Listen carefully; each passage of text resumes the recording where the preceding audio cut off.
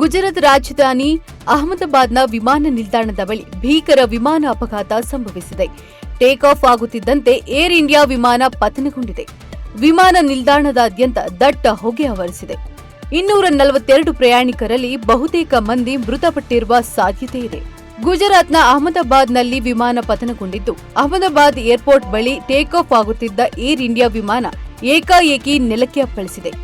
ಇದರ ಪರಿಣಾಮವಾಗಿ ದಟ್ಟವಾದ ಹೊಗೆ ಕಾಣಿಸಿಕೊಂಡಿದೆ. ವಿಮಾನ ನಿಲ್ದಾಣ ಬಳಿಯ ಮೇದಿನಿ ನಗರ್ನಲ್ಲಿ ಈ ಘಟನೆ ಸಂಭವಿಸಿದೆ. ಬೋಯಿಂಗ್ 787-8 ಡ್ರೀಮ್ ಲೈನರ್ ವಿಮಾನವು 230 ಪ್ರಯಾಣಿಕರು ಮತ್ತು 12 ಸಿಬ್ಬಂದಿ ಸೇರಿದಂತೆ 242 ಜನರೊಂದಿಗೆ ಲಂಡನ್ಗೆ ತೆರಳುತ್ತಿತ್ತು.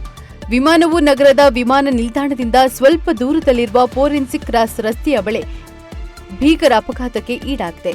ಟೇಕ್ ಆಫ್ ಆಗುತ್ತಿದ್ದಂತೆ ವಿಮಾನ ಪತನವಾಗಿದೆ. ವಿಷಯ ತಿಳಿದ ಕೂಡಲೇ ಸ್ಥಳಕ್ಕೆ ಅಗ್ನಿಶಾಮಕ ದಳದ ಸಿಬ್ಬಂದಿ ಸ್ಥಳಕ್ಕೆ ಧಾವಿಸಿದ್ದು, ಬಿರುಸಿನ ರಕ್ಷಣಾ ಕಾರ್ಯಾಚರಣೆ ನಡೆಯುತ್ತಾ ಇದೆ.